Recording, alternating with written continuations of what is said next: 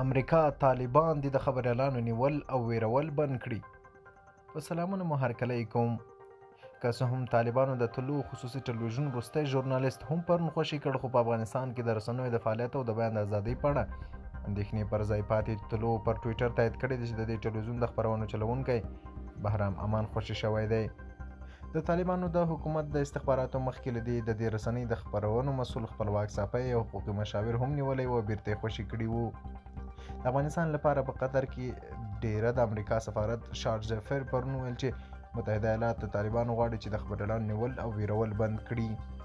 رویټرز خبري اژانس د یان مکیری له قوله وایي چې د وایي متحده ایالات له ملګرو ملتونو سره د خبریالانو او د رسنیو د کارکونکو د نیولو او د هغوی د ویرولو په اندېښنه کې شریک دي. د امریکا شارل زفیر ویلي دي چې دا کار له هغو ژمنو سره په تضاد کې دی چې طالبان په خپلو څرګندونو کې کړی.